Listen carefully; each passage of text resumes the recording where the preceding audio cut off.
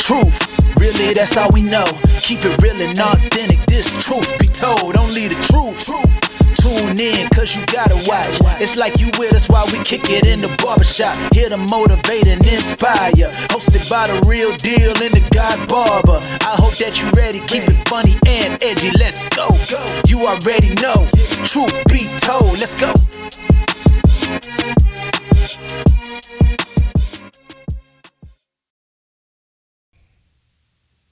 Hey, look. This whole year we've been begging, real. I ain't begging no more, man. If y'all down with T Green and Real, and whoever down with the people that's down with T Green and Real, man, y'all log in on Facebook, hit the like button. Y'all, man, we need some views. Man, go to YouTube right now. Not tomorrow, right now, and hit the subscribe button. Cause man, we bringing in some good information, man, and we working, man. We trying to get this thing jumping. We try to be the best podcast in Florida. So we need y'all help, man. T Green ain't begging no more, man. Either y'all down or y'all not. Green, man, if you ain't, hey, man, you don't got to beg. Because we got Print Fanatics, baby. They with us. I know who is down with us. Print Fanatics, baby. Okay. The best print company around. Y'all make sure, man, y'all check out them boys at Print Fanatics. They don't partner with Truth Be Told. They do all get green. I must say, boy, black and yellow, black and yellow, black and yellow, huh? Where's Khalifa? Where's Khalifa? You look good, man. Hey, man, if y'all want to look just as good as my boy T Green, y'all holler at my boy James Lee. I Print Fanatics, man. He got everything for you, man, from cars, banners, shirts, hats. Last week I said, man, y'all can print that thing on my forehead. Don't do that. I was just tripping. Y'all can print it on my hat, though. You know what I'm saying? Hey, get out my boy Print Fanatics. We gonna get straight to it. Hey, Green. Coach Hill today. Coach Hill. Let's go, baby. Hey, T Green, I wouldn't lie, man. We get straight to it, bro. I don't even listen. This your coach. Wait, my bad. This your host, Real Deal. I got my co-host, my boy T Green in the building. See what's going on, man. But we gonna get straight to it, T. We only got so much time. We got to go. Ready to go now? I almost didn't want to introduce you, Green, but go ahead, baby. I'm T Green. They call me Terry. We ready. Hey, T. Hey, man, let's just get this, baby, the fastest we ever done this. Let's just get straight to it, man. Let's introduce who we got, man. Boy. High school football around the corner, ain't it? High school football right around the corner, man. Okay, well, go ahead and tell them who we got. Actually, I believe next week, man, they start, practice start next week. Yeah. On Monday. Okay. You know what I'm saying? But tonight, it starts tonight. Tonight is the night, like Betty Wright. Yes, sir. Yes, like Betty Wright. Hey, listen, man. I want to just say this real quick. I'm extra excited about this. We've been talking about this. I don't know, man. We've been talking about this for a little while, man. When's gonna be the right time? Not yet? Who you gonna bring? You know, we've been talking a lot of junk, man. But tonight is the night, Green. Huh? It's the night, boy. Episode 3. Episode 3. Season 8, baby. Season 8. Season 8 is great. We got high school football talk tonight. It's gonna be great. Matter of fact, Coach, let me just say this. I got some questions too, Real. All right, well, let me bring them in before we go through those questions. Go ahead. I thought you were gonna go right to it, man. I got to bring them in though. We brought him in after the show. You know what I'm saying? Let everybody know who he is after the show. You know? Hey, tonight, man, we got a special guest, man. Booker High School head coach, also athletic director. And I believe this is the only person in Sarasota County that's a head coach and a head coach of a squad, and also the athletic director, the one and only, man. He's been doing many things, many good things. He's been Virginia. He coached in Virginia. He coached in Miami area. Dade or Broward, one of the two, you know. But he's here tonight in Manatee County. But he coached out of Sarasota County. Okay. You know what I'm saying? Matter of fact. If you don't know this guy, and you probably talk to him on the phone, you'll probably get things mixed up a little bit. Yeah. That's why we got to go ahead and show his face. Yeah. Hey, head coach of Booker High School, Scottie Littles. Welcome, Scottie. Thank you. Scottie, what's up, baby? Appreciate you guys having me. Appreciate the opportunity and the platform to talk about our program, talk about our kids and our community, and kind of what we're building and what we're doing at Soda Dane. You sure about that? I'm ready. Hey, listen. I wouldn't bull jive when I said, man, listen. I had some guys call me, hey, real, man. Who your head coach is? Oh, Coach Littles. He black? Nah, man, Coach Littles ain't black. You know what I'm saying? He might be, 40% black. I don't know. 60% white. I have no idea. You know what I'm saying? Yeah. It was so funny. I know the principal had some issues with that too. You know what I'm saying? Coach. I think Coach got that swag though. Well, he got it. I'm looking at it. He got that swag about it. You know what I'm saying? So if you just talk to him on the phone, you could probably get mistaken. Hey, real. Yeah. Dr. Dre discovered Eminem. Boy, Eminem was the #1 rapper in the world at one point. Yes, sir. In the hip hop game. You right about that, Green. But we got Eminem tonight on a high school football level, boy. I don't care if they hate what I just said right now. Yeah. One thing to get on here, boy. One thing about Eminem, boy. Boy. One thing about Eminem, man, I heard, man, Eminem got he got tracks. Mm-hmm. He got, man, actually, if I'm not mistaken, dog, the good thing about Eminem, well, a lot of people may not know, he got a lot of #1 hits too. Boy. That's what I'm going at, man. That's what I'm going at. Okay. Hey, man, we ain't talking about Eminem tonight, man. I just use that as an example. Okay. We got Coach Littles tonight, boy. Hey, Coach. Yes, sir. We finna get it on, boy. Yes, sir. Coach, where you from, big dog? I am originally from Virginia Beach, Virginia. I am somewhat of a Navy brat. Both of my parents were in the Navy. So I was born in Hawaii. That's a fun fact nobody really knows about me. I was born in Hawaii. Then my mom, 3 months later, moved to Georgia. And I lived in Georgia for like 6 months. And then we moved to Virginia Beach. So I'm from Virginia Beach. That's where I went to elementary school, middle school, high school, college, the whole nine. So I'm from Virginia Beach. I played high school football at Lansdowne High School. A couple fun facts about that. We were 48-4 as a program in 4 years. We played in 3 state championships. We won 1, lost 2. And one of our best players on that team, the local Florida talent should know, is Percy Harvin. So we played high school football with Percy Harvin, and he went on and had a great career for your Gators. And so we had a lot of success, and I learned a lot, about how I operate and what I do in that time frame. I tell people all the time I was really blessed to be around some really good high school coaches. My high school head coach is now the wide receiver coach for the Chargers.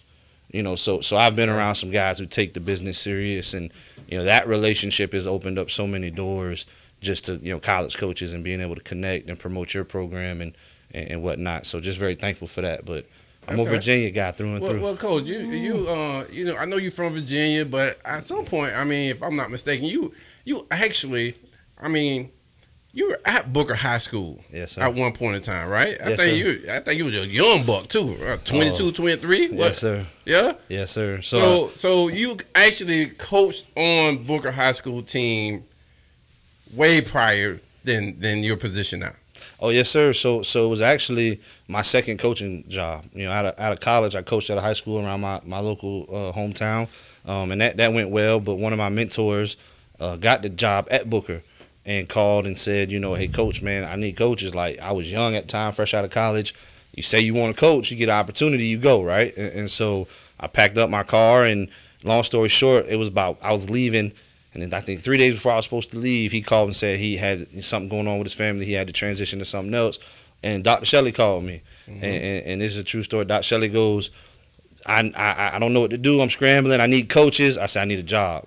Well, I got that. I said, I'll be there tomorrow. And I packed my car, and I drove down that same night and stayed in a motel off of State Road 64. Now that I know where I'm at in the area, and the rest is kind of history. And I think when I came down, at the time, she didn't have a head coach. Now, I was 22 years old, 22 years, about to be 23, and me and another gentleman kind of interviewed for the job, per se. Right. And I tell people all the time, the best thing she ever did for me was not give me that job at 23 years old, because I don't know if I'd still be sitting here or went on the path or the journey that I went on. But very thankful for her and the opportunity. And so, but this is actually my third stint at Booker High School. So that was my first. And then I left and took a teaching job in Tampa because I finally got my certification deal. And then I actually came back to Booker when Rashad Goodwin became the head coach because I'm not. And a lot of people think we grew up together because we're both from Virginia. He's from a completely different area of Virginia. Okay. But us being both from Virginia, we ended up being roommates down here. We ended up kind of just becoming friends, and still talk to him to this day. And you know, so I came back for a year, and then after that I went back home. I became a head coach at 26. Okay. So yeah, this is my third stint at Booker High School. So Booker, they already know you. Yeah, a lot of people don't realize that. Like when I took the job, well, he don't know nothing about our school, or nobody knows him, or he doesn't understand the Booker and the community. I mean, I was Marlon Mack's position coach when he was in high school. Oh, man, you know, so like, you know, I kind of already had those connections and those relationships. I mean, you talk about DT. You know, I mean, we don't do what we do or build what we build, you know, without DT. So and at the end of the day, I told him, I said, listen, if I take this job, I won't take it unless you with me. And so, you know, it's been one, relationships matter. And so, yeah, I've known Booker. I've known some of it's funny how now some of the parents are coming back around. Like, I remember you when you coached him when you was young. I said, yeah, absolutely. So it's been fun for sure. Man, I got a question. Go ahead. I mean, I don't know, but Booker normally, historical wise, Right. is a black high school. For sure. Has there ever been a white head coach before Coach Little been there? That's a good question. I don't know, Coach. Had Dr. Shelley mentioned that to you? I'm talking about the head coach. I ain't talking about the coaching style. Nah, I don't know if there's been maybe Derek has some historical knowledge, but there might have been one. I think for a year. I think he was there for a year. But that was a long time ago. That's what I'm saying. That was a long time ago. That's what I'm saying, So I think, and it, you know, that's. I just think, you know, as people get to know me and my personality, like, you know, I was raised by my father who is my stepfather, but we don't call him in my family. We don't call him stepfather. He raised me since I was 2. You know, so to me that was my dad. I never called him stepfather, but I just want the record to show, like, you know, because people say, well, he's black and he's white, and you know how that story goes. So, but he was my father, and that's who raised me, and that's how I am, who I am, and the way I am. And it's funny growing up, or even like as my professional career grows, people are like, well, you know, some people will take it as he's trying to be something. I ain't trying to be nothing. I'm gonna be who I am. I'm gonna be Scottie Littles all day, every day. I tell people all the time, I don't want to be Nick Saban. I don't want to be, you know, Bill Belichick. I want to be the next Scottie Littles. You know, and so, you know, at the end of the day, my personality and my demeanor and the way I carry myself is a testament to how my stepfather raised me. But that's my father, and so, you know, everything I know, everything I am, and everything I do is because of him. You know, and so I really appreciate that from him and love him. And Dad, I know you're watching, so. Salute. Yeah, because the reason I didn't mean to cut you off. Rick. Go ahead. Well, the reason I was saying that, it wasn't a race thing, but it is a race thing because, you know, Booker is predominantly black, and they got a white coach, and Booker been struggling. Yes, sir. For some years. Yes, sir. Normally, when a black high school or black college or whatever struggling in the inner city, they feel like they need somebody black to be in charge to delete the struggle. Right. So she must got a whole lot of confidence in you, man, to even come at you for that head coaching job. So that, to me, that speaks volumes. Right. To me. Right. And like I said, when we get into this conversation, man, I'm gonna give you a whole lot of props, man, because I got a lot to say, man. No, I appreciate that. I appreciate that. And just real quick on Dr. Shelley, just for context, so people know, because everybody wants to know, or everybody like why Scottie or why this person. You know, I mean, I've known Dr. Shelley since I just told you, since I was 22, about to be 23, and the best thing she did for me was not make me the coach at Booker, but the second best thing she did for me was continue to be in my life. You know, continue to mentor me, continue to just be somebody I can lean on. When I became a head coach at 26, she made a role in that. I was working at Booker when they called back home. I had interviewed and did all that, and she stood on the table for me. You know, I remember when I interviewed for Palm Beach Central, and at the time, Palm Beach Central was coming off playing in a regional championship. You know, and the principal there said, I'm so impressed with him. And he called Dr. Shelley, and Dr. Shelley again stood on the table for me and said, if you don't hire him, I'm going to hire him. And that's how I ended up getting the job at Palm Beach Central. And then, you know, relationships matter. Everything we do at Booker is about relationships. And me and hers is probably the biggest one. You know, she's been with me every step. She's helped me every step. And now we're just kind of doing it together. That's big, man. That's big, boy. So, Coach, I mean, you literally came from a program, right? down south. What's the name of that school that you were at? I was at Palm Beach Central High School in Wellington, Florida. Okay. So in that program, I mean, you had dudes at that program, For sure. right? You had a program that actually last year you went deep into the playoffs. Actually, I think maybe the game before the championship. Yeah, so they ended up, and you know, them. Shout out to them, that senior class. They were freshmen when I first took over there, and they played Apopka in the semifinal, state semifinal this year, in T Green. Now let me tell you, they were up 21-6 with like 11 minutes left in the game, and lost.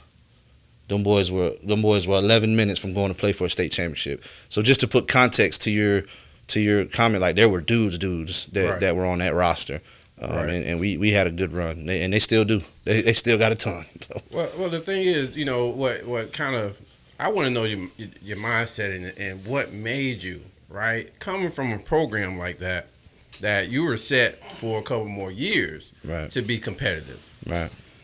So what was the draw to Sarasota to Booker? What made, I mean, come on, man. You know what condition Booker was in. Right. So what made you go from that program?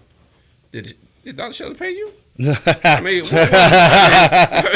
what was that deal, bro? Nah, that's funny. So, I'm just trying to figure this out. Man, you know? So I just think, and you'll hear me say this a lot tonight. Like relationships matter, right? They truly matter. And she's been with me every step of the way. And it still was a very tough decision. Full transparency. My wife's from here. My wife went to Bayshore. Her whole family lives here. I got 2 young kids. You know, so that played a role in it. You know, trying to get back closer to some family and just be, instead of being 3 hours across the state, we're right here. But truly and honestly, when I sat down, I thought about it because there was a whole lot of no's at first. And, they tell you do your pros and your cons list. Well, the right side of the sheet, the con side was a lot more heavier than the pro side at first. And that's just being honest and full transparency. But I think, for me, when I had to make the really tough decision when the rubber met the road, like where can you make most impact? Right, like where can you make most impact? I could have stayed at Palm Beach Central for the next 30 years, and they would have named the stadium after me because we had it rolling. Right, and that's comfortable. Right, we tell our kids all the time, like you got to be comfortable with being uncomfortable. Right, and I always knew Booker High School was a gold mine. It's a gold mine. It's a sleeping giant. I mean, that community itself is full of talent and it's full of really good people. I have great relationships with all our kids' parents. They love what we're doing. They support us to the. I couldn't ask for more support. So I think I knew what Booker High School could be. I knew the people that would follow me. I knew the people that would come with me have real impact in that community. Because, it's one thing to go take over a school, but do you have people with you that can make real impact?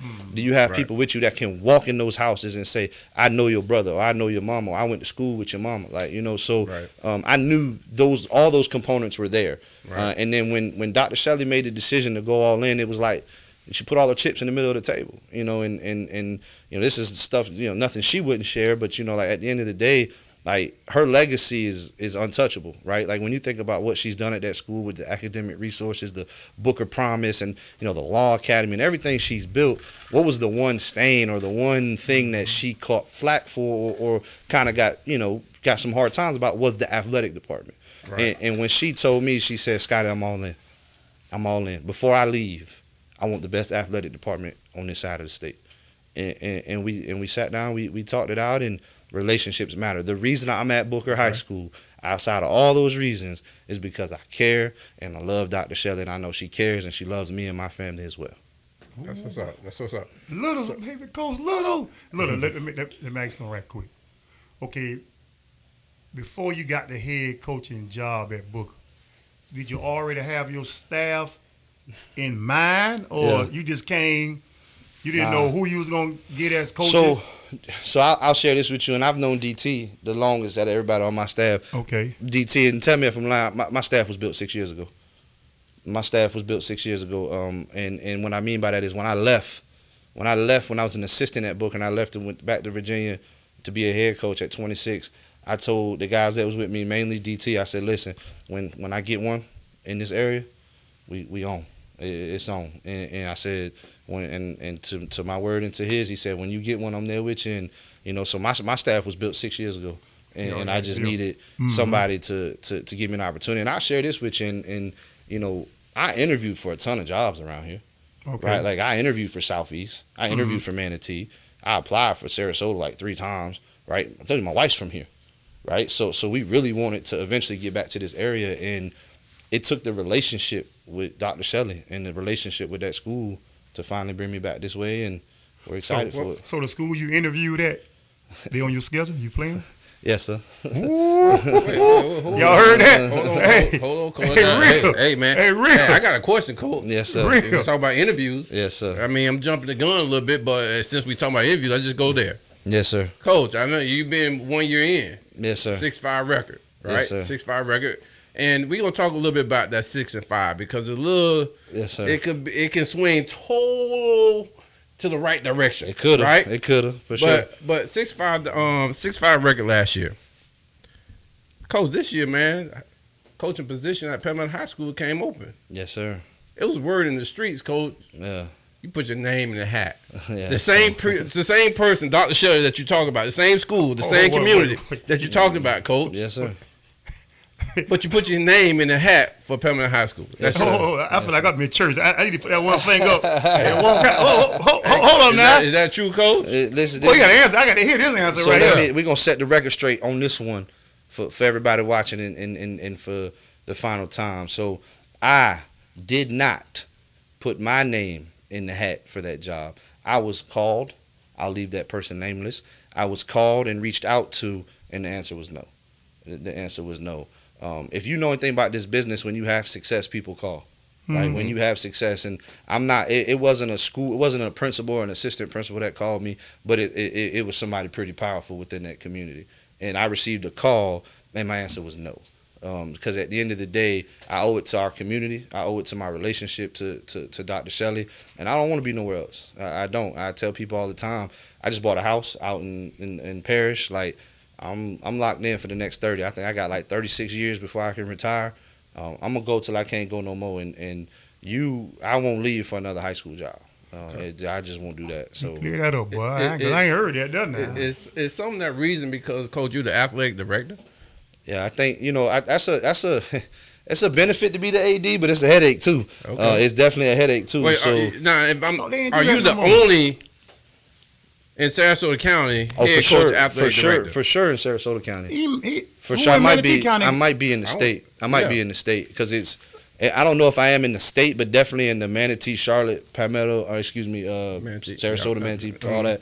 Definitely, the Tampa area. Definitely, I'm the only one, and because it's. I think the last one before me was Canaan and maybe Meckley. That's what I'm saying. I thought, so they didn't do that no more. I didn't. They didn't do it no more. Okay. But I think it's one of them things is. Coach Little in town. What? So I ain't say that, but I just think it's one of those things like it's not best practice, but if you have the right checks and balances in place, you have the right leadership at the top of the program. I think it's something that can be beneficial. It's definitely benefited us. Well, let me ask you something as a coach. It's a tricky question, but I think it's a good question. Just because your team is winning, does that make the head coach a good coach? Because you have a winning team, is the head coach necessarily a good coach? Right. You know how some people say because of talent, right? That's why that coach wins, or because of the coach, that's why that program is like that. So do it mean that you're a good coach just because you win games? That's a good question. That's a loaded question too, but that's a good question. I think I tell people all the time, and I definitely tell these guys all the time, like, so the name ain't all because of me, right? Like if it was just me, I don't think we'd be who we are right now. To be honest with you, but I think you said a lot right there, but like. Talent don't win games, right? Like people who say it all the time, like I had talent down south. I just told you I had 3-star quarterback, 2 3-star receivers. There's 2 4-star receivers on that roster right now. There's a 4-star corner on that roster. Like when you have that kind of talent, they ain't easy to coach. Like they're not easy to always get going in the same direction. You think about how you win, you got to get that talent going in the same direction. That ain't easy. You got to coach, So but I think for me, And especially when I think about our program right now, like it's not me, man. Like, yeah, I get a lot of the publicity and a lot of the love and all that, but it's guys like Derek Timmons, it's guys like Shavion Howell, it's guys like Alton Lilly, Carlos Woods, who's our defensive coordinator. You know, it's guys like Anthony Hubbard, who's from that community. You know, it's guys like, you know, Terrence Jones, who's definitely, you know, who was one of the greats at Booker High School. That give back. Derek Saunders was a great at Booker High School. You know, so all those guys play a hand in it, and you know, kids want discipline. Kids want structure. We talking about if you're talking specifically about our program, you know, when you say talent wins games, it's the same talent that went 1-29. You know, so I just think, like, at the end of the day, it's a culmination of the kids wanting to make a difference, wanting to do better, wanting that structure and that discipline, and then, you know, a culmination of the coaches following through and truly building those relationships deeper than football and saying, look, you can continue to do it with your way, and it can be what it's been, or we can try something new as together as a group and see what we can create, and that's kind of where we're at right now. Because outside looking in, man, I give y'all a whole lot of credit, man, because I hear the hoopla. I see the hoopla, you know, on YouTube, man. I'm telling you, man, I was watching YouTube last night. Like I was watching High School Hard Knock. Right. You should tell Netflix come film it. Man, listen, I don't need Netflix, man. But I like the motivation. Right. I like the direction y'all going in, man. The coaches you got on your coaching staff, man.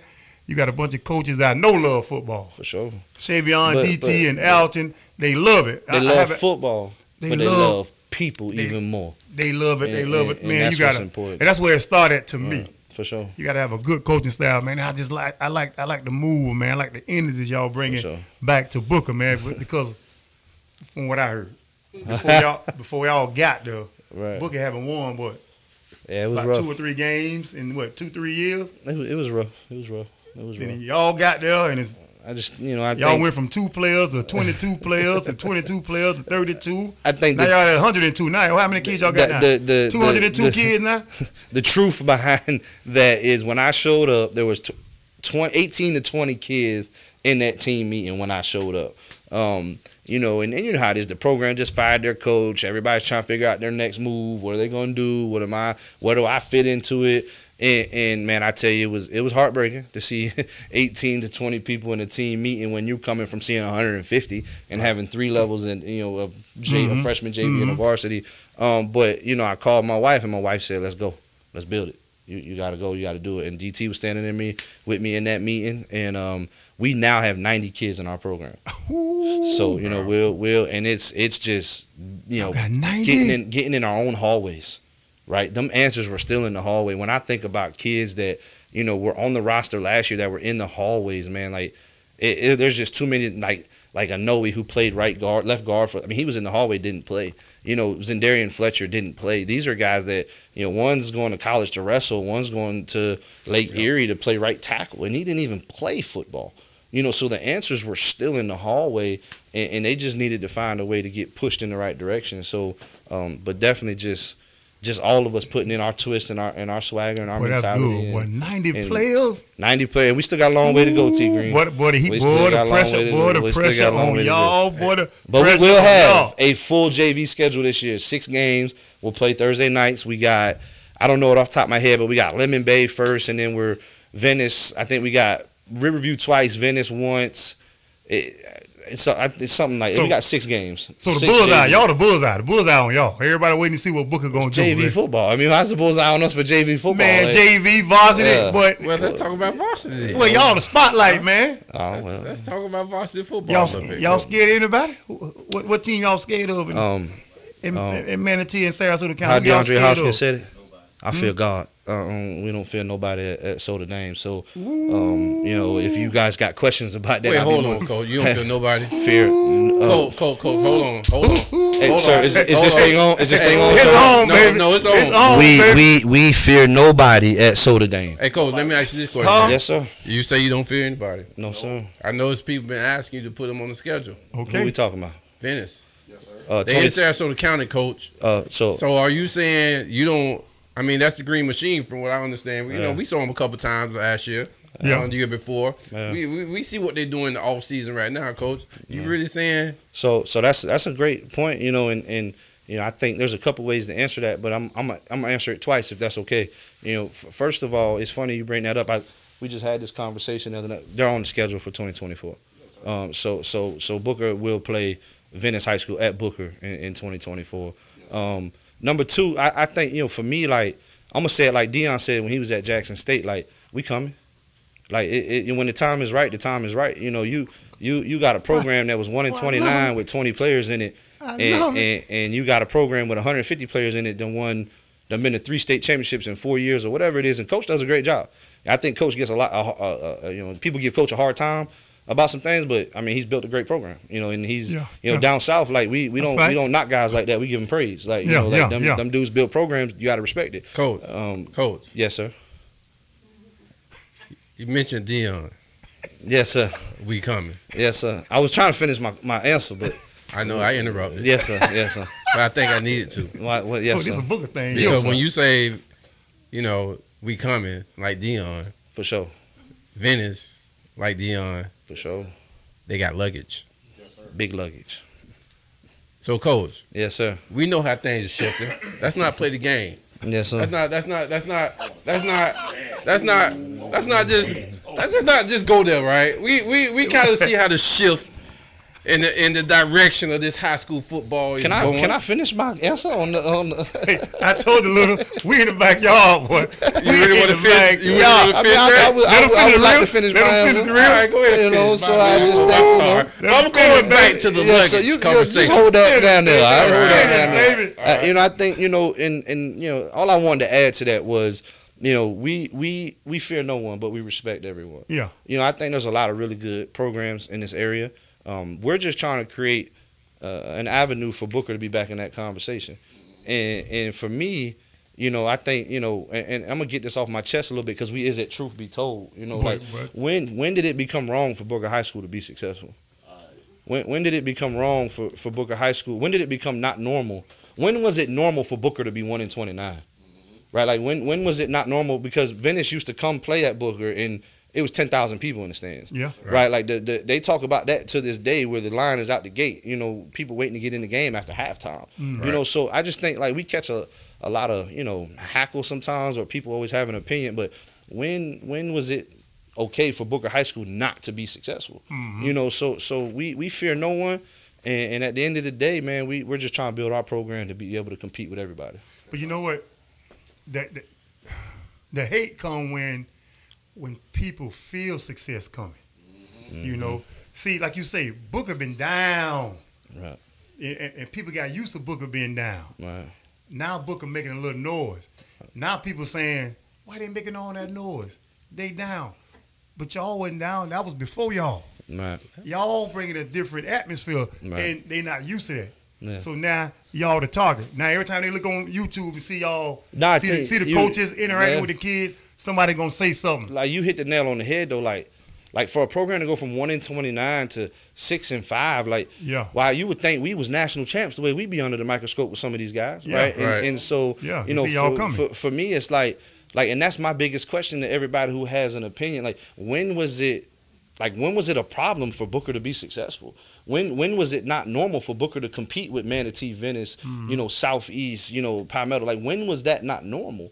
And so for me, it's like we're just trying to build our program in the way in which we believe is the best way to build it and run it. And sometimes I just see some of the noise and I never respond. Right, like I'll come on Truth Be Told out of relationships and this and that and have conversations, but you'll never see me respond on social media. It's a blue moon, right? But right. Wait, hold on, Coach. Yes, sir. Hold on, now. I mean, you may never respond, but Coach Littles never responds, for sure. Well, for okay, sure. all right, let's go there. Let's go there. Since you brought it up, Coach. Yes, sir. You say you never respond. Yes, sir. There has been a lot of going back and forth on social media with Soda Dane, with Venice, with Riverview, and Sarah, just about everybody, Coach. So when you say I don't respond, and you talk about the staff that you built around you, right? I've heard that Coach Littles he don't got just coach staff. He got more than coach staff. He got some. He said goons over there, coach. That's what I heard. Yes, sir. Coach. That's wild. So, so coach, I mean, Goons over there. Is it me? when they say you have some goons over there, Yeah. is that because maybe you don't do the back and forth, but your coaching staff may get involved in that? And what you got to say about that, coach? Yeah, I just think, like, you know, and I'm glad you brought that up. Like, once again, I just revert back to my question. Like, when was it okay to disrespect Booker High School? When was it okay to formulate an opinion not based on facts? Like, when was it okay just to throw something out there and see if it sticks on the wall? You know, for me, I think we don't ever go out looking to, you know, harm anybody or just be malicious towards somebody. Or no, if you go back and actually do your research on it, it's more of just defending Booker High School. And I got the one that I see the most that just kind of trips me out is, you know, I had put on Instagram. You know how you do the Instagram questions?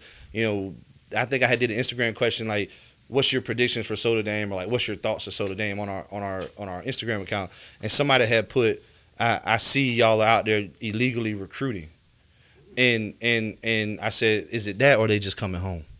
You know, so the one that I see the most for me is like, you know, we're building a program. Booker's a community school, right or wrong.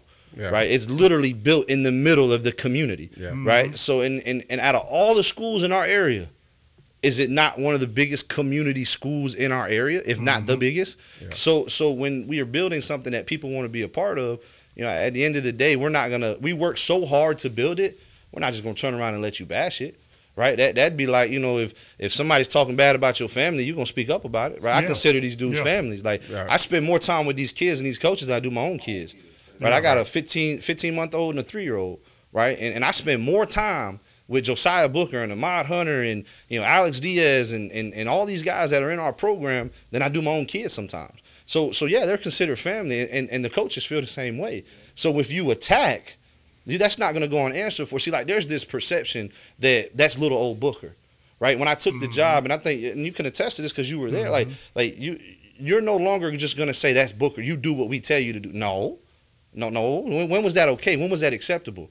Like, no, we are Booker. We're going to operate according to the best way that we think, you know, within the rules that we think we can build our program. But there's this stigma that, oh, that's just Booker. No, it's not just Booker. It's the Booker High School. And if you don't like it, then play us, right? And that's kind of like our mentality right now. And we're not going to disrespect you. We're not going to go after you. But if you come after us, if you attack, we're going to defend our family. You know, and so that's how we build it, and that's the truth behind it. I don't see nothing wrong with it, real. Well, no, because to me, it's a different era. Yeah. You know, back in our eras, you know, coaches didn't interact with, you know, with trash talking and that. But now, coaches interact. It's a different era, man. They talk trash to me, I'm gonna talk trash back. Yeah, that Twitter game. You know what I'm saying? It's just that's what it is now. Now sometimes too, T Green. Sometimes it's just fun and games too. Now, yeah. You know, sometimes, but that will make the sport the sport. Right, for sure. That's what makes the game. If you're gonna talk it, back it. Correct. And that's it. And then I'll say this too, because listen, we respect all programs. If we play and you beat us, it's respect. Yeah, like, you know what I'm saying? Like, but I'm telling you, like, just the stigma of what it is. Like, it's some people not playing because they know they're in trouble. Yeah, they know they're in trouble. So right, who, coach? Wait, hold on. No. He don't mess around and say some stuff. You know what I'm saying? The reason they the bullseye because what he said earlier in this conversation. The kids are staying home. Correct. That's the problem. Correct. For so many years when Booker was down, the kids was leaving home. Mm-hmm. Now they got a coaching staff to keep the kids home. Now the schools around Booker that used to get the kids from Booker, it's a problem now. And now I just they think, making like, them the target. But hold on, Richard. But just to build off that, like, we're not gonna get them all. That's not the world we live in anymore, right? Back in the day, if you lived in East Brady and you went to Southeast. Back in the day, if you lived in Newtown, well, half of Newtown, you went to Booker. The other half went to Riverview. So like we don't live in that world no more. They've changed the rules so much that we don't live in that world no more. But like and listen, man, I want to stress that, like, I respect everybody and every coach that works, and I don't disrespect no coach. You put the time, the energy, the effort, like you build your program. Like, I respect what you're doing. Right, but it's like there's this stigma that why can't we be respected for doing what we doing? Mm-hmm. Right, you see what I'm saying? Why can't we just be respected for what we doing? And we're not gonna get them all, right? But what we gonna do is put a fence around Newtown. Yeah, Right. When Miami was good, they didn't put a fence around Miami. But they put a fence Right. So at the end of the day, we gonna put a fence around Newtown. We gonna be homegrown, and we gonna get after it. There you go. But coach, I hear the homegrown stuff, but it is district lines within Newtown For sure. community, right? For sure. So, but what I don't know is any of those district lines went to Venice. They went to Sarasota. Nope. They went to Riverview, right? Riverview being that a team that you haven't played and have been on your schedule for a little while, currently still is not on your schedule. You asking me a question right now? Or? Coach, you wait, hold on. You told me not to interrupt you. Yeah, you right. I love you. Yes, sir. Yes, sir. Yes, sir. So, they're not currently on your schedule. And I also heard, because I hear things, Coach, that the reason why y'all not playing them is because Booker just don't hold up to the standard Cap. of why they should be back on the schedule since Booker maybe took them off. What's your take on that, Coach? For real, trying to start. We on truth be told. But we right? on truth be told, man. We on truth be told. So I'm once again I respect all programs. I think if are you asking me specifically. Hey, Coach, you already put that disclaimer out. We don't need to say that. So are you specifically asking me about Riverview? That's what I'm asking. You, why you're not on the schedule. For the record, the day I took the job when we had 20 players, I text coach and asked to be on his schedule. The day I took the job. Right, that Booker, Sarasota, Riverview should play every year. Mm-hmm. I don't care what their records is. I don't care if Booker's 1-29 or 30-0. I don't care if Riverview's 1-29 or the number one team in the country. They should play every year. Why? We literally share the same kids. There's 3 schools because of how the lines are drew up that all 3 of them schools share kids from that community based on where you live. Right? So how can we not play? Right? So for the record, since we're on Truth Be Told, I've been asking to play since the day I took the job when we had 20 players. I've been told we weren't good enough to play. So that's the truth. Why Riverview's not on our schedule. And so listen, me and Coach Smithers, we've talked about this. We've hashed it out. We respect the coach, and I believe we're going to be on the schedule for 2024 because this is the end of a second-year cycle. So the cycle restarts. And so I'm not saying that to take any jabs at anybody. I'm speaking the facts. When we had 20 players, I asked to play. So I think that 2024 we'll get on the schedule. And, I just hope we're building our program in the manner in which we can compete with, because remember I told you Venice on the schedule for 2024 too. Right. And I truly believe this. At some point you got to play. Right. Like at some point, if we're going to talk that talk, if we're going to be Soda Dane, we're going to be BBB, like at some point we got to play. So I look forward to those matchups. Well, Coach, just for a little test run, like you go buy a car. A lot of times you're gonna test drive that car, right? You're gonna take it down the road a little bit, right? Take it around the corner, see how you brake, see how you accelerate. Well, Coach, from my understanding, Riverview asked you to play in a little type of spring type deal, and Booker High School didn't show up. Not interested. Not interested in playing in a spring jamboree. I'm not interested in playing you when you can play your backups. I'm not interested in playing you when there's no money on the line. I'm not interested in playing you for fun. I'm interested in playing you week 1 with all the marbles when I can make $15,000 at that gate. That's when I'm interested in playing you. I'm interested in playing you week 11, right before the playoffs, and we can get a little trophy built, and whoever win that year take the trophy home. That's what I'm interested in doing. So shout out to Sarasota for always wanting to play. But I don't want to play you in a spring jamboree. I don't want to play you for fun. I want to play you for real. And I mean that with respect, right? Because we'll never be able to see where our program is. We'll never be able to put the measuring stick in our program. Like, are we doing it right? Are we for real? Are we really, a program that can compete unless we play those teams, right? And why I'm not focused on playing Manatee. No, that's Manatee County, right? And when that day comes, it comes. Because back in the day, Booker and Manatee used to go at it. I don't care about all that. And we'll play anybody, right? But I want to play our local schools, right? How can we be one of the best teams in the state if we're not one of the best teams in our area? So at the end of the day, that is true. They asked us to come over and play in a spring jamboree. I don't want to do that. That's for fun. I want to play for real. Okay. That's big up, boy. Coach Littles say he ready. Hold on, for the record, we're not good enough to play Riverview, but they put Southeast on the schedule for week 1. They ain't put my school on the schedule. We won by 3 scores against that team. Who? My school, Southeast. Yes, sir. Hey, Man, real finna be shaming yourself, boy. They ain't players back in 1988, 87. They ain't players. Hey, let me just Real, say they played y'all? Hey, yeah, they played us. They beat What us happened? too. This bomb beat us, but we ain't go there. We on something else right now. We on something else right now. But you know what? Listen, I know we on football. I know we on football. This is gonna be a football conversation. But listen, okay, Booker, to me, they coming. They coming. Y'all went from 2 kids to 102 kids. All right. But okay, on the academic part. Yes, sir.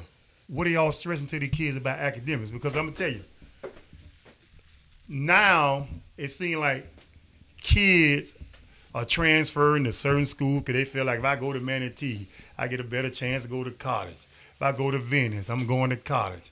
If I go over here, I'm going to college. Why should a kid come to Booker? Yeah, well, If they going to college from Booker, because they act like Booker ain't sending kids to college. I mean, I think, that's a loaded question again. I'm going to tiptoe around that one. I think that a kid should go wherever they can become the best version of themselves. I think wherever that kid feels like that is, they should go to that school. You asked a question about academics. Yeah. Coach, you just opened up. You just made us even more popular. Okay. Right, and here's why. There is not a school that has more academic resources than Booker High School. That's Dr. Shelley's legacy. That's who she is, right? She's that young girl coming out of high school who didn't have some of the opportunities maybe for college or didn't have the funds or didn't have what she needed. So she created a path for her community via the high school. It's almost like God's purpose for her, right? So like you talk about the Law Academy that was built. You talk about, our ACE program is one of the tops in our area, right? You talk about Booker Promise, right? And I hear a lot of flack about that. People say, why when I say why can't Booker be great? Why can't Booker be successful? Like, can we stop saying Booker Promise is fake? Like, can we stop saying that? Because there's real live people benefiting from that program. So Booker Promise is a program that she created that allows, for different resources for kids to go to college via financial, via support, whatever it is. And it's a very simple program to apply for. I would encourage you to get educated on it.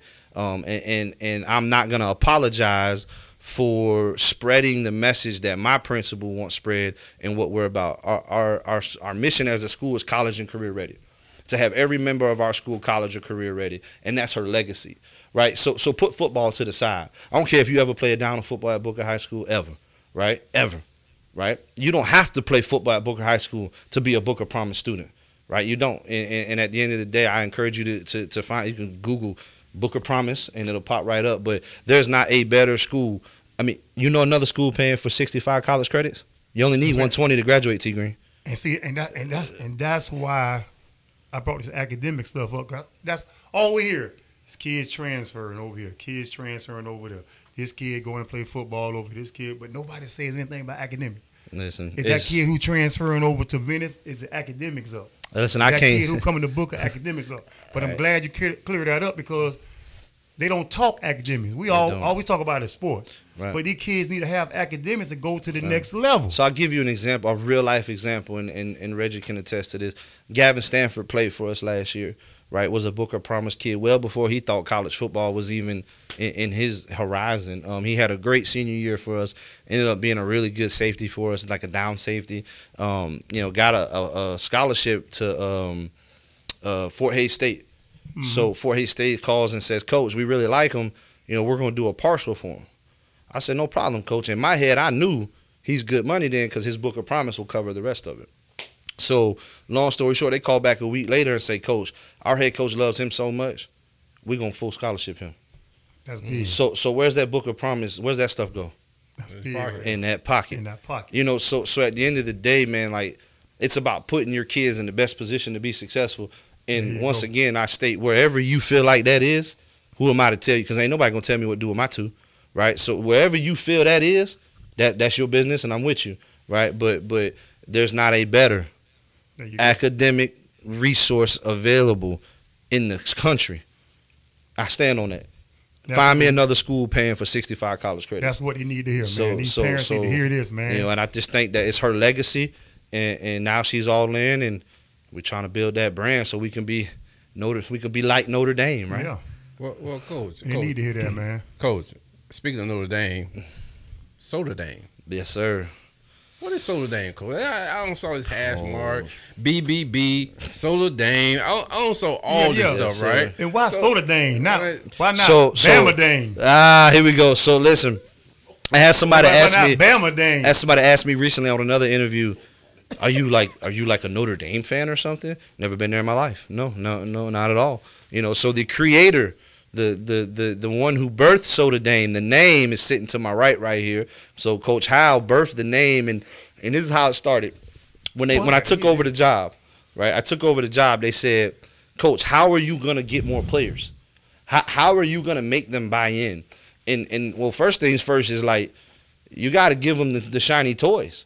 Right, like we don't live in an era no more where it's like you gonna do what I say because I'm coach, right? Like they don't operate like that no more, right? So when I took over, we didn't have one F7 in the program. We didn't have one Speed Flex in the program. Like these are the top of the line helmets. We had some really bad looking helmets, right? So and I think Coach Prime is a great coach, and I think one of his greatest sayings is if you look good, you feel good. If you feel good, you play good, and we need to look good, baby. So when I said to the principal, I said to Dr. Shelley, I said, well, first things first, we got to replace these helmets. She said, okay, we can do some things, and we came up with some funds, and we raised some money, and we did some stuff. And when the guy called me, he said, Coach, you want white or purple? I don't want none of that. I said, what you want? I said, I want that gloss. I want that chrome gold. I want my gold domes. He said, I said, just like Notre Dame. And he said, well, Coach, Coach, that costs a little extra. I said, that's fine. Right? You go to the restaurant, they say, that's a $2. That's fine. Mm-hmm. Right? They try to act like you ain't got $2. Like, that's fine. Right? So we bought the helmets, and we were in the cafeteria, and we had just got done with practice. And I said, guys, we look like Notre Dame out there. And Shavion goes, nah, Coach, we Soda Dame. And I said, huh? I said, say that one more time. He said, we Soda Dame. I said, oh. I said, you on one right now. I said, hold on, say it one more time. He said, Coach, that's Soda Dame right there. I said, we got to mean something. It got to mean something. We can't just hashtag because there's a whole lot of just hashtagging going on around here. Right. So it got to mean something. So we hashtagged it, hold it down. I said, what's it mean? It means, listen, you just talked about it, right? The academic side of it as well as the football side. When you go to Notre Dame, right, part of the reason you go to Notre Dame is because when you graduate, your job is going to be a really good one. You got a six-figure job waiting for you. You got connections you will never make in your life. So I said, that's us. Right? What's her legacy? What's Dr. Shelley's legacy? The academic side, the Book of Promise, all the stuff she done created.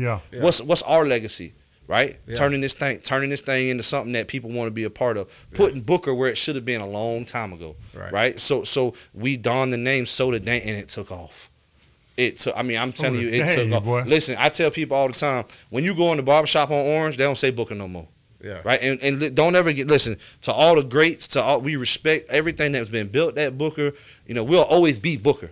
That tradition will never go away. The people that came before us, the coach like Fred Gilmore, we're going to honor him at our kickoff classic again. Those are Booker legends. Those are Booker greats. But where the program was, it needed a rebranding. Right? It needed a new purpose, a new light. And this is all I tell people all the time, man, this is God working. Right? They told me no at Manatee. They told me no at Southeast. They wouldn't even interview me at Sarasota. Man, Bayshore wouldn't even talk to me. Like, what we talking about? Who ain't talk to you? Man, Bayshore wouldn't even talk to me, Coach. So listen. So I told this is God's work. We all in this, and we here for a reason. God put us here for a reason. And so Soda Dame has become our trademark and who we are. And when I tell you it takes off, man, it done took off, Coach. Hold up, man. Hey, let me break through this. Who ain't talking to you? Bayshore. Coach, so listen. I can't believe I might tell you this story. So listen. So I told you now, my wife went to Bayshore. Right? Your wife went to Bayshore. My wife, her whole family went to Bayshore, right? Except for her little sister. Listen, my wife went to Bayshore. And when that job opened, I said, baby, what you think? What you think, baby? Like, let's just go home. Like, we want to get the kids home. Let's go home, man. Nobody else want us in that area. We'll take that program. We'll build. We'll do what we do. Man, listen, bro. Bayshore. Hey, listen, man. I was looking at Hey, but T Green, that won't in God's plan. Yeah, I understand that. I'm not gonna even get religious right now. I'm finna side with the devil right now.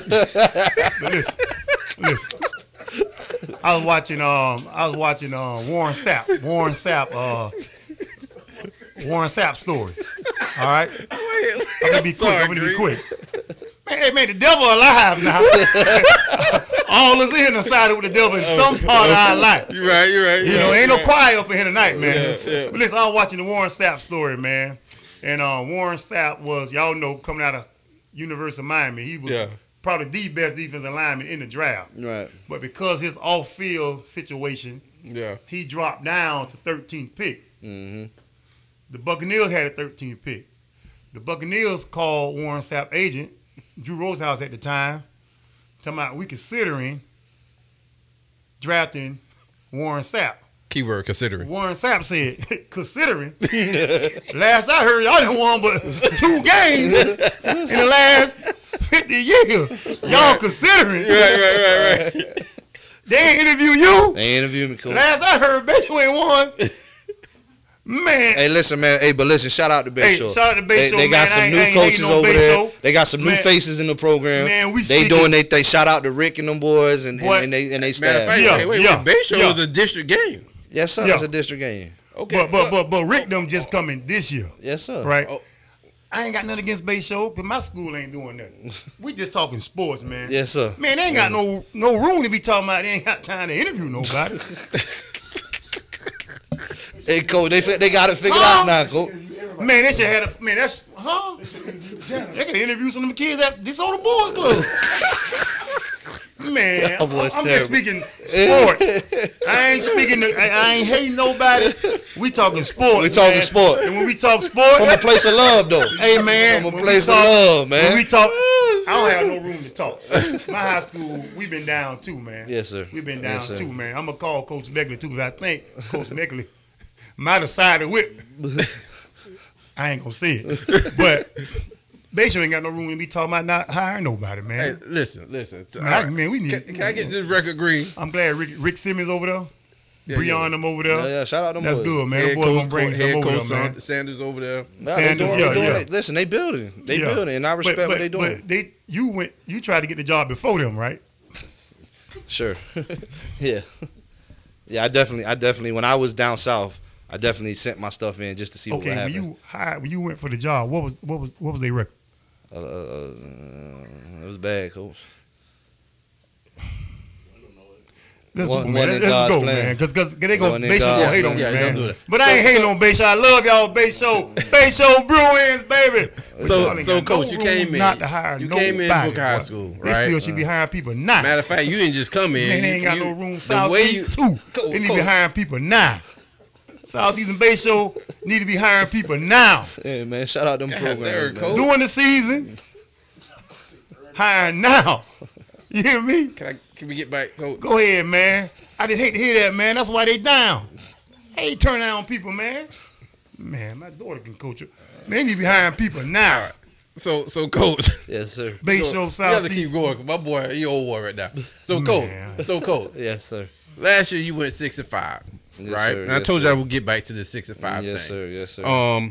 You brought in a new coaching staff. You brought in new players. You brought in new equipment. You brought in new uniforms, Coach. You brought in a lot of stuff, Coach. You brought in new ideas, schemes, everything, right?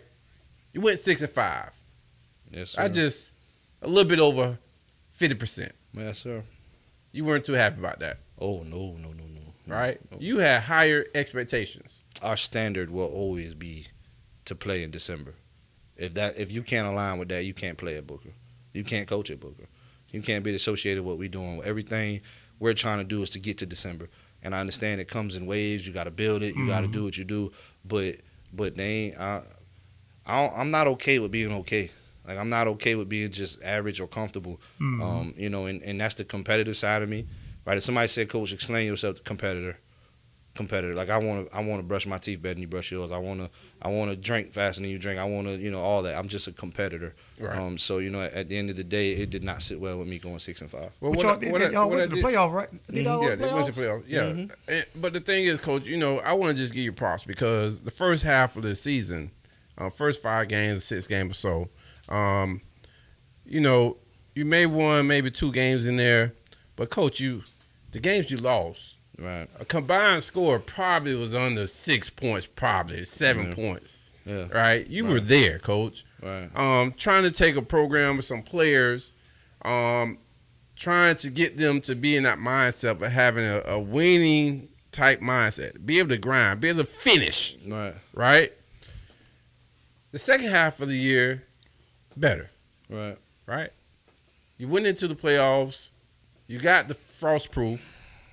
Lost by not much. 3 points. 3 points. Yes, sir. We lost 34-31. Right.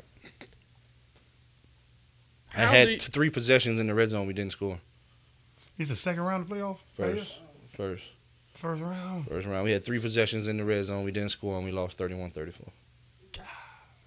So, Coach, this is a 2-part question. One, given the fact that you started the year off like that, kind of felt like your kids were competitive. They trying to get. We got to coach them, right? Mm-hmm. We got to get them in that mindset, right? Mm-hmm. Second half, they perform a little better for you, right? Mm-hmm. Get into the first round of playoff, which Booker hasn't been there in a while. Right. Get there, you lose by 4, right? To a team where you could have won the game. If we go back and look at the film, you could have won the game, right? Sure. So, Coach, 1, how do you feel about that season? 2, does that give you any indication of where you're going? Yeah, that's a good question. I think, looking back on it, like when I think about the spring of my first year, right? Like I didn't really have a lot of expectations. I didn't because you don't know what you have, right? I didn't know Josiah Booker was going to be Josiah Booker. Like, that spring, Ahmad Hunter wasn't in our program. Will Carter wasn't in our program. So you don't have those pieces. So you're trying to figure out, how do we build with what we have? And so I didn't have a ton of expectations. But going into the season, I thought we could be really good. I thought we had talent in the right spots. We were senior heavy up front, even though they didn't have a ton of game experience. They're still physically and mature wise seniors. So I knew we had a chance. I just think it's you can't change bad habits overnight, right? And I think the beginning of the season we saw a lot of that. And what do I mean? Like we lost to Mooney 9-10. We missed 3 field goals. 2 extra, we missed the extra point in 3 field goal attempts, and whether Josiah stepped out on the sideline or not, he stepped out because the ref said he stepped out, right? So we lose that game by a point, right? We lose that game by a point, and then we go turn around and play Sarasota, we lose by a touchdown, right? We play Braden River, we lose by a touchdown, right? So you're talking 12 points in the entire regular season. We're 10-0, right? And then we lose to Frostproof in the first round, but if we'd have won that game, we played DeSoto round 2. We lost that game regularly. We was gonna get that one. You're talking about taking a 1-29 program and playing in the regional final, right? So but that's what if, right? So to answer the second part of your question, I think it's a testament to where we are going, right? And I think it's a testament to the kids that are in the program now. Understand there's validation in what I say now, right? There's not no more why do we do that.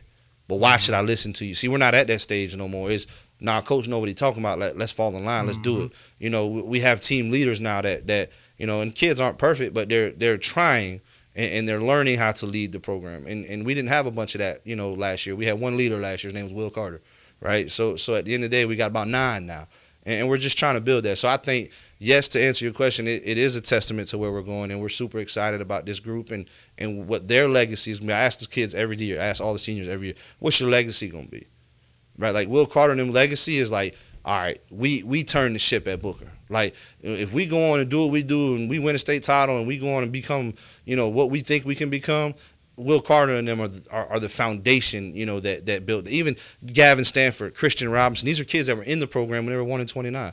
Brandon Bass, these are kids that built that foundation. Zendarian Fletcher, that built that foundation and turned the ship. So very excited about our future. I like the direction y'all going in, man, and I like what I seen y'all do in that spring. Y'all walk through the neighborhood. Yeah. Y'all walk from Booker? Yes, sir. About a mile or 2, wasn't it? Yeah, about a mile or 2. Man, it was. When I seen that, man, that was big in my eyes. Because to me, to be a winning program, it take the community got to be behind you. Right, and you should have seen T Green. And that was big when I seen that, boy. Man, it was like walking through a movie. Yeah. People standing on their porches, people standing at their cars, cheering us on. Man, it was real deal, like some Friday Night Lights. I never seen nothing like that. I mean, it might have happened before. I never seen nobody do that. Yeah. That was big to Listen, me when I seen that. When I tell you our I said, community, them boys going in a good direction, man. our community supports us, and we couldn't ask for more support than what they give us. So we're very thankful for them, and we don't go unless they got our back, and so we're very excited about what our future looks like. Man, boy, we all start winning. Well, it's gonna be problems in Sarasota, boy. Well, coach, you know, Good gracious, it's. Dang, you I know, was Southeast and he is moving in the right They direction. sure can do He that, moved, man. he definitely moved in the right direction. I think the program definitely is. I mean, you can see it. You can see it happening. You watch social media a lot. You see all the different things that you guys got going on in the program. I mean, you got this the food pantry type deal thing going on right now, right? Which is huge, right? Listen, shout out to Carlos Woods, man. So Carlos reached out to the local food pantry and said, how can we become a partner? And man, T Green, man, we every Monday now the food pantry delivers just nonstop, like frozen meats, drinks, canned goods. I mean, you name it. And our community, they know every Monday they can come up and it's free to the community, man. I mean, now, just something Booker always was doing, or just Nah, this is new. Shout out to Carlos Woods. that's what I'm saying, man. Boy, y'all. Hey, man, people see what's coming. Well, I just think like They see what's coming. People do stuff like that. They recognizing it truly winners, means like man. when we say we try to make it bigger than football, like it's not just us saying it, right? Like we trying to really stand in the paint for our kids and their families and our community. Like, you know, we used to tell the kids, and we still tell them every day, like no other program. Like when we say like you're doing it for your community, there's no other program that can say it and it has real meaning behind it. Think about the history of Booker High School, right? Think about it. You know, the 3 schools used to be on one campus. Right, so like when you think about the history of Booker High School, when you think about that 70-year-old person or that 70-year-old man sitting on the porch that played at Booker back in the day, like that's tradition that a lot of schools don't have. People move away, people get better jobs, people go, you know, explore. Right, there's nothing like Booker High School. There's people that, you know, are 75, 80 years old sitting on their porch, you know, enjoying their coffee in the morning. And they can see Booker High School and they played there and they went there and you know, so it has bigger meaning. So I think, you know, whoever. You know, if it wasn't me, whoever's the coach at Booker, like, if you don't involve the community, right, really at any high school football program, if you don't involve the community, how are you going to have success? You know, so, I mean, we just try to really, truly make it bigger than football. Big, boy. Got the food pantry. Yeah, they got a lot of good Some things. good food coming through there. Coach, listen, man, shout out to Food Pantry, man. We done cooked for our boys. We done listen, they keep coming back. So what's the school that's in your district right now? You are 2A suburban. What is that? Nah, we're a 2S suburban. I think the only school smaller than us would be Cardinal Mooney. I think they're 1S or I don't know, 1 rural or something. So we our district is us, Bayshore, Lemon Bay, and DeSoto. That's our district. So what that the suburban and all that mean? What that? So just, you know, metro and suburban, Metro. based on population, like city versus, you know, the rural counties and stuff like that. So I mean, I don't have people ask me all the time, what are my thoughts on the 2S and I mean the suburban and the metro. Yeah, Coach, I try not to put too much focus into things I can't control. You know, that's not really my but when deal. they started that, the Last suburban, Yeah. Last year, and you know, so I think personally, it was to break up. I mean, Coach, my last year down south, Miami, there was 8 state champions, 7 of them came from Miami. So they were trying to break up. So that's what he. Right, they're trying to break up the you know the monopoly of state. So no school around here plays Miami. Not in the playoffs. No, we play suburban schools. what happens is they end up kind of playing each other. You know what I'm saying? So you're not gonna have 5 teams necessarily coming out, or 4 teams, or 3 teams. Right. You're gonna have one that's coming out. Oh yeah, for sure. It's gonna be about 2 or 3 coming from Miami. That's how you do it. That's how you do it. So, but That's how you they do it. and it's different down there. It's definitely different down there. But I mean, I see the benefits of it, but I also see the other side of it, like a Venice, right? Like where they say they want to play the best, and you know sometimes based on you know classification, they're a 4S team. You know, so you know, I mean, they probably wouldn't get a state playoff game with St. Thomas or like a Chaminade or like a Miami Central just because they're metro teams. Okay. But there's still some really good 4S teams. Like Lakeland's a good 4S team. You know, Osceola. Y'all can play teams up north. Right. Okay. Coach, I got a question for you, man. Okay. Yes, sir. You know, and this is a question that is as I see things going, the landscape of high school football, and district, and then you have, students can sign up for choice and all that stuff like that, Yes, right? sir. NIL deals in college. Eventually may get down here to Florida, right? Mm-hmm. It's not currently here, but it is NILs in high schools and other states. Right? Louisiana being one. Right. All right, Coach. What are your take? What do you feel about NIL in high school? Man, that's a loaded question. I think, I see the benefit of it, but I also see the ugly side of it, how it can get ugly. It can turn into who's got the biggest booster club, but isn't that what college football is already? Like, who's got the biggest booster club? But I definitely think, when I think about some of the kids that play for me, right, and I think about some of their financial backgrounds or their home lives, and they could probably use that money, like legit use that money. Right. So I see the benefit of it, but I would caution us. Now, I ain't gonna complain, right? If it's a rule and that's the way the rules fall, every program has to do what they have to do to build their program. But I just think I would caution the state to really think about the negative consequences that'll come with monetary value attached to talent. So what I hear you saying is, if the Florida High School Association gave every high school coach a vote, you would vote nay. I think for the, how do they say, for the culture? Yeah. For the culture, I would vote no. But if I had to be selfish, I might vote yes. But at the end of the day, I just think for the grand scheme of high school football, Coach, I'm gonna be honest with you, Coach. If that rule was to pass, I see schools like Carter Mooney coming up. For sure. I'm just gonna be real with you. Who's got the biggest booster club? Right. I see that program benefiting the most. Facts.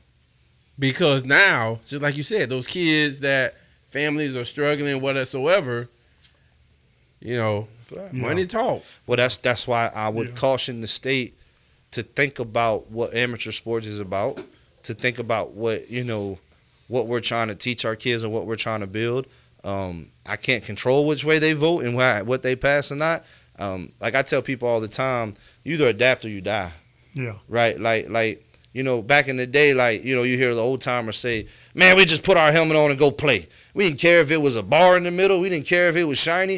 It don't work like that no more. No, right? So who am I to say that's wrong or right? So I just think for me, I try to adapt with the times to keep up. But, I think for the culture, for the sake of what it will become, I just think that, it would be a no for me. But I also see where, a kid could use that money. If a kid can go get $10,000 to go play football right now, who am I? Mama can't keep the light bills on, pay. Yeah. Who am I to say you? Some people are in those situations, Coach. Right. So I just think that that's Pandora's box. Hey man, I don't want to be the one to have to make the decision. I don't that's like tough. it. I don't like it. Yeah. Because I just don't think everybody's playing on the same level. Right. Playing field. Yeah. I think your Cardinal Moonies, I think your Venice will benefit. Reviews will benefit. Sarasota will benefit the most. I think Booker will be hurt. So when it comes down to that, and how kids are today, I don't want that rule. I think I get it, but I need to be educated on this transfer stuff. But just to touch on what you said real quick, I could see why you say that, right? But I think it puts more onus on the coach, right? It puts more responsibility on the coach and the program. Are you lazy in your approach, or are you really out here going to get it for your kids? Right, because us being able to put monetary value on athletes won't change whether or not they know you really care about them. Right? That's gonna always be number one. I don't care what you put behind them, right? Because I can give you $10,000, but if you don't like me, you're not gonna give me your best. You just not. They may not give you your best, but shoot, if you gonna give me the $10,000, I'm gonna put that in my pocket. I just think, right? but coach, at the end of the day, I think it would, if that rule is passed, is who we gonna find out who the real hustlers are. so we gonna find out who gonna go get it. The cover's gonna come off, right? Coach. So I think at the end of the day, it puts more onus on you to run your program within the rules to benefit your program. So I mean, I see why you say that, but we'll see, because I think it's coming. We'll see. She was already tough for coaches now, man, because they don't know who's going to be on their team next year. That's why I need to be educated a little bit more about this transfer stuff. I hear kids can just transfer when they want to. Is that true? It's like, is that the rule now? I can play for you today, and tomorrow I can be over here. I can work out with you all summer, and then next day I'll be over there. Is that the rule? Because these kids... The rule is the tradition of, like, I go where my zone school is. Like, there's I mean, that's not the case per se. You know, I think with school athletic choice, school choice, so you can go anywhere. You go anywhere you want. So you do not have to live in that zone to go to that school. You can find a program to get into. You can do athletic choice. Yeah. You know, so the kids can go wherever they want. So why they be saying recruiting and stuff? Why would they say Booker, Palmetto, or Venice recruiting when the kid can go wherever they want? I don't understand that. That's a great question. Yeah, I don't understand that. Oh, right. That's why I want to get the understanding about this transfer. This my man, this school recruiting. Wherever the kid can go wherever he want. Right. Yeah. I mean, I just think it's like, you guys know how it is. Whatever happens to college football happens to high school football. Yeah. Whatever happens to pro football happens to college football. Like it's just a down trickle down league, effect. not little league. I mean, in college right you now, can't transfer to little league program. In college right now, what I'm hearing is, you know, with this old NIL deal, you got a guy on your roster that, I mean, that don't mean nothing.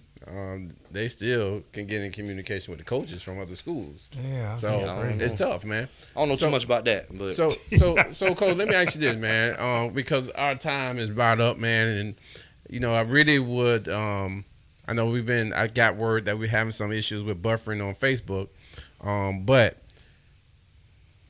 your success, right? And I see your success is a lot to do with your assistant coaches, your ball players that you have in the program, right? But what's your end game, Coach? I mean, are you just want to be a high school coach, or that you got dreams of becoming in the college level, professional level? I mean, everybody has aspirations, right? So what's yours, Coach? I mean, I think, I tell people all the time, like, when I was younger, I was chasing, the whole college thing and, wanting to be a college coach. And, I'm 34 now. I got in this when I was 22 at Booker. So, my thing is, man, like, it's what's in God's plan for me. I really don't put too much thought into it no more. I think for me, like, I'm perfectly content with being at Booker High School for the next 35 years. I truly am, because whatever maybe this is my purpose. Maybe this is where I'm supposed to be. And I try not to put too much thought into, what's my next step, or, how do I, get to this level or that level. Every successful coach you ever talk to is you just be where your feet are, right? Like my feet are at Booker High School, and according to me and my family, if that's what God's will is for the next 35 years, that's where I'm going to be. And I'll be coaching my current kids, my current players' kids, so, right. And once again, though, like, there's nothing wrong with that. Like, when did it not become okay to be that high school coach that invested in 30-something years of them kids? So I have goals, I have dreams, I have aspirations, but I don't put a lot of thought into it. I put thought into what I can control and what I can focus on, and that's Booker High School. So what comes with that comes with that. And so I love my kids, I love my coaches, I love I love what we're building. It would take a lot. It would take a lot to get me to walk away from it. And I'll share this. I know we run out of time. I've walked away from every program I've built. I built Kingsport. Kingsport wasn't a football school, right? The coach that's there now won back-to-back regional titles. He was my defensive coordinator, right? Palm Beach Central they had just come off the regional final, but they weren't like a continuous powerhouse every year, right? Like the guy that's at Palm Beach Central now just played in the state semis, and he's got the best roster one of the best rosters in South Florida, and he was my defensive coordinator, right? So at the end of the day, it'd be hard for me to walk away and hand this off to somebody else, to watch them kind of, take the reins and do the show. So I think for me, I'm locked in, and wherever God wants me, that's where He's going to put me. Coach, what makes Booker High School a special place to play? Yeah, I just think, I got asked this question, recently, and I mean this from the bottom of my heart, man. It's a special place with elite teachers, with elite people, if you spend any time at Booker High School, like it's hard to fail them classes, right? It's hard not to be successful at Booker. I think at the end of the day, when we say so the Dame, it truly is trying to help your child become the best version of themselves. And that ain't always easy, right? That's a process, and you got to be willing to go through that process. But there's not a more, like, people give Booker a hard time. It's one of the best well-ran schools I've ever been in, right? Like, I mean, I've been at some schools now, and Booker High, Doc Shelley don't play, Doc Shelley don't and play. Booker look good, too, boy. That's a good-looking school. So I just think it's a place where you can come as is and become the best version of yourself and have a ton of fun while you're doing it. Well, Booker look good, too, real boy. Well, My Coach, goodness, boy. yeah, they look good. But Coach, what's your outlook this year? Right? I mean, your roster look different than last year. Yeah, we're talented. Yeah, we got some talented players. It looks Y'all got a different. date? Y'all got a date with the state? I mean, listen, man, we Y'all try got a to date take with the state? it one at a time. If I got like a minute to talk about this, like just just kids in our program that we're looking for big years out of, like Josiah Booker. I mean, he's got to become even better than what he was, right? Like he's as advertised, 15 Division I offers. Ahmad Hunter, I don't know who's gonna tackle him. I really don't, because we can't in practice, and so. I mean, Alex Diaz comes over at quarterback. Noah comes over from Southeast. So that'll be a quarterback battle that we're looking forward to watching. Omarion Patterson got granted a 5th year via the state. So we're excited to see him, go off and do his thing. Courageous Hayes, who got offered by Miami after his freshman year, is a sophomore in our program now, big-time player. Tyron Wortham comes over, who's he's next. At wide receiver, he's next in this area for sure. And then on the defensive side of the ball, I mean, even on the O-line, people say, well, does Booker have an O-line? We trust me, it's some players up there between Javier and Eric and Racky and Jaleel Williams is a young player for us that's going to be really good. And then you think about the defense. Our offense is explosive, but that defense. Cavante Hugan, 8 Division I offers, rising sophomore. Jordan Racky as a 4-eye who's as advertised in this area. Rashad Hill might have the best get off in this area. You talk about Zyshawn Jackson in the middle. He came over. I mean, legit 4.5 speed at Mike Backer. You talk about on the back end. You got Abe Brown, who's the son of legendary Abe Brown that played at Booker and went on to play at Louisville. Smoothest corner in our area, and we got some good corners in our area. Yep. Abe's smooth, man, and he's going to take off here. And then on the back end, you got Jason Thomas, a really good young player. Rashawn Peterson, how could I leave him out? Rashawn Peterson's got 13 Division I offers, plays receiver and safety for us. So there's a lot of talent in our program. Boy. So then you talk about 90 kids. Let's talk about some of our young players: Mike Peterson, Jordan Booker, Charles Hamilton. I'll give you a name to watch out for: Travis Earl. You better watch out for that name now, Travis Earl.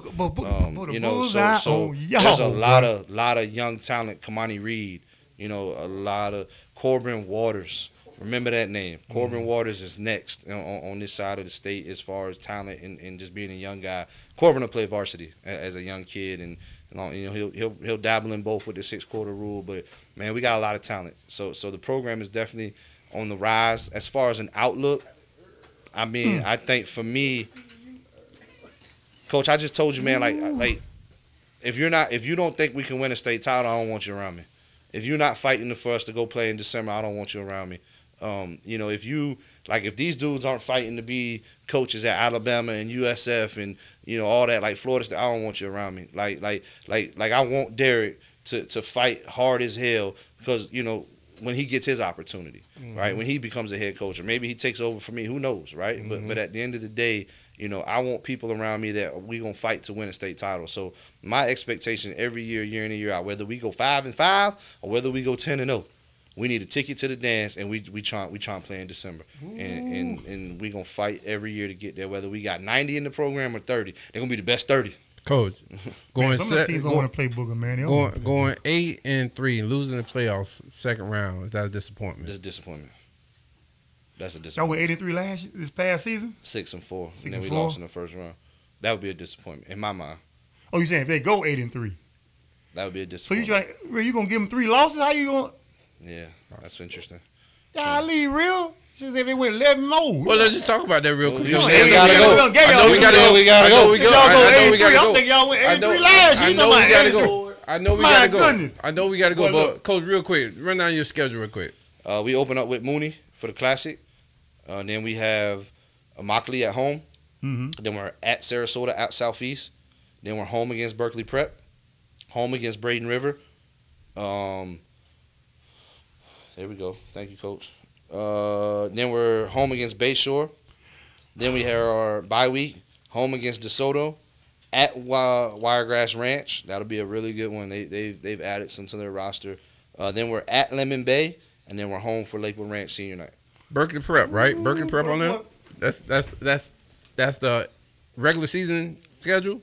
Okay, Berkeley Prep. Okay, all right, that's good. That's good. Coach, I like the fact that you beefing up the schedule a little bit, Coach. I think that's needed. And then coming next year, I could definitely see where the program moving. So listen, man, Booker High School. Booker coming, boy. Booker coming. Booker coming.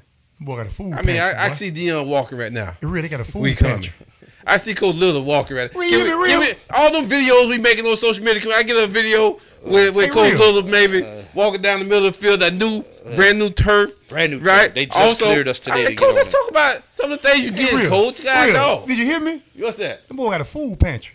Yeah, they got a food pantry, Coach. Them big boys gonna be Coach, eating, boy. Not only do they got a food pantry, they got a new field.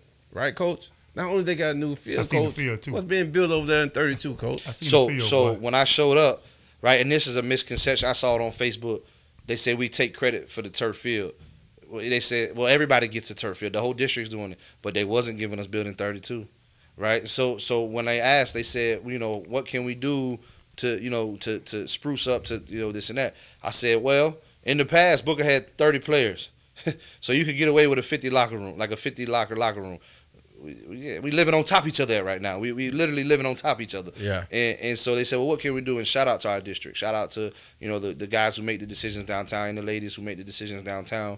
And they approved us, and we getting a brand new field house right next to the football field. Be able to fit 70 lockers. It'll be our varsity locker room. State of the art nutrition bar. It's gonna have coaches' offices in it, team meeting room.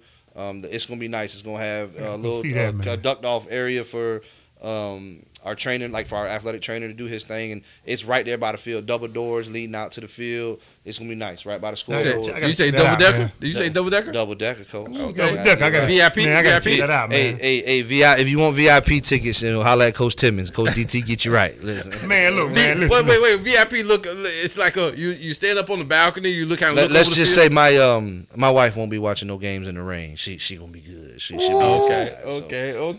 Man, I gotta come see what Booker's talking about, baby. Hey, man. Man, but look, y'all, listen, man. I like what I see with Booker. I see the direction y'all going in, man, and that's big. Like I say, man, walking through that neighborhood, that got me huge. Because you got to have the community behind you, Right. And I want to clear something. I know they're gonna jump on me today. They say, you ain't talking about Southeast and Bayshore. Hey, look, Bayshore and Southeast, look, man, I still love y'all, man, but we talking about sports, man. Y'all about to hire some more people, man.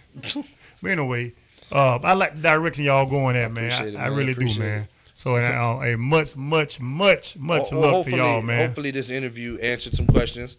I have a media day on Thursday, and then I have one more media day that they make us do for the year for the team. But after that, it's 0 dark 30. So this was good to come out and answer some questions, put some things in the air, and like I said, we respect everybody but fear no one, but that's from a place of love. We just trying to build our program to be able to compete with everybody and put our name in the hat. That's good, man. Well, Coach, I appreciate you, man, coming out and spending some time. And also, your assistant coach is coming in today too, man. The fact that you didn't just show up by yourself, right? Nah, baby. Right. That tells a lot because when I think about Old Southeast Times and any program that's been good, they don't just do things by themselves. They hang around. It's a tight-knit group, right? For sure. Yeah. So that speaks volumes about what you guys got going on at Booker High School. And I just hope that, moving forward, BBB, Big Bad Booker, is not looked at Big Bad Bully. Yeah. You know what I'm saying? For sure. So I give you guys much props. We gonna have to close out, man. We actually went over.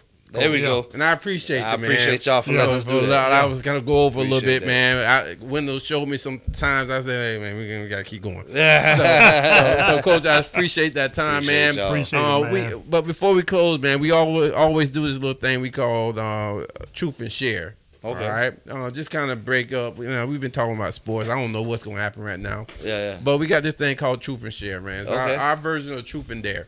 Okay. All right? So, Coach, we won't do anything like daring. Like, dare you to go down and beat Venice this year.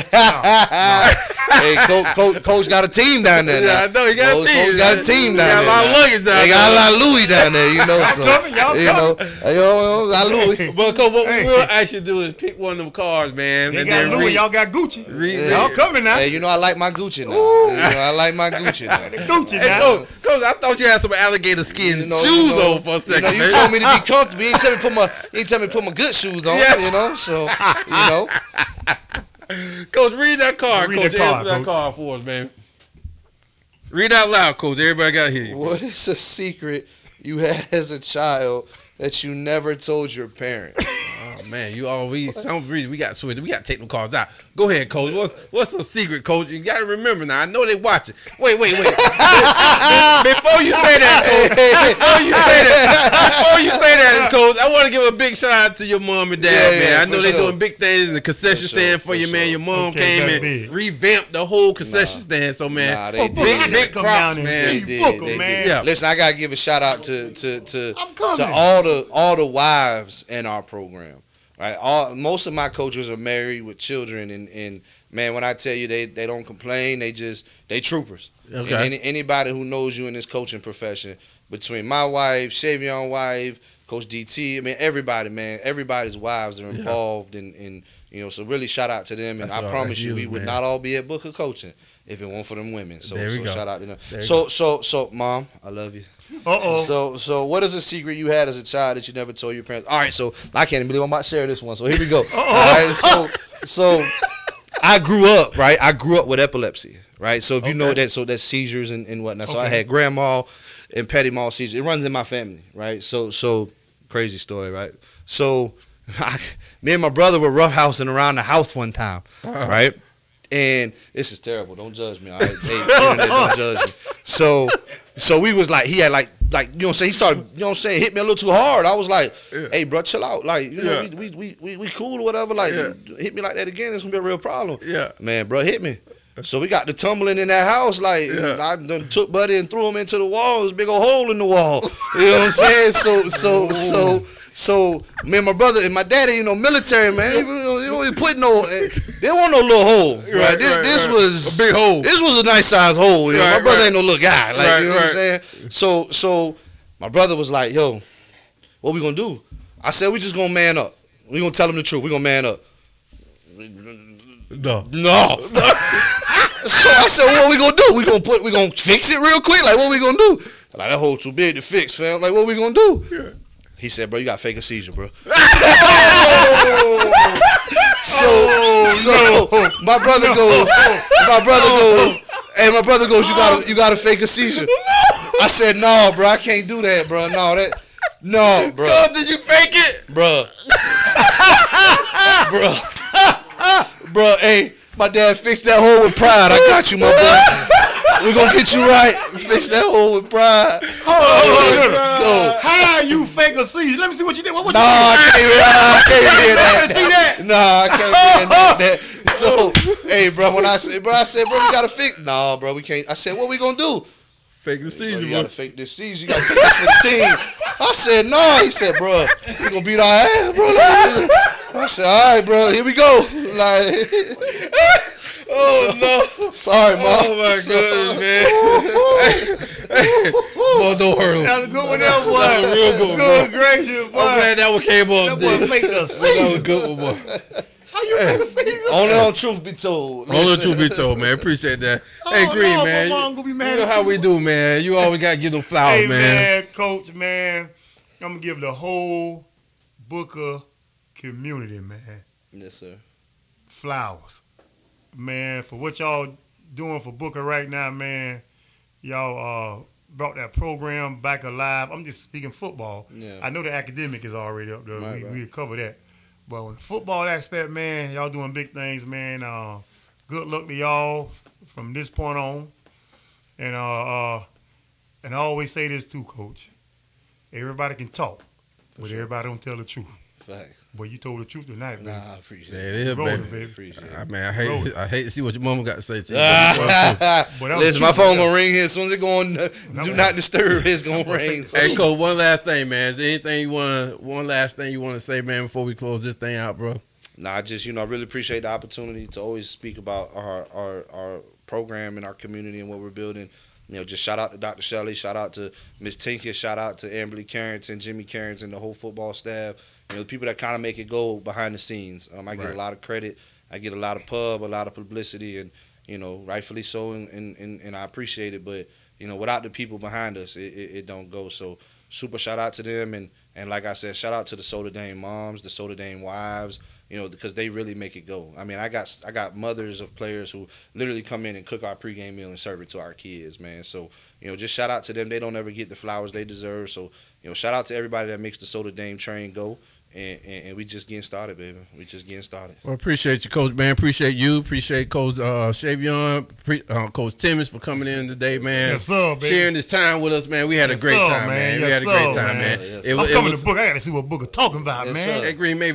Maybe Coach are gracious and just invite us. Maybe to get a tour of the new locker room and something like that. The food pantry. Yeah, the food pantry. Come I'm check going us to the out food next pantry. Monday. We got you. We get an order every Monday. Next Monday? Every Monday. Food pantry. And they need to bring back them watermelons. I'm telling you what, them watermelons they brought about 2 weeks ago.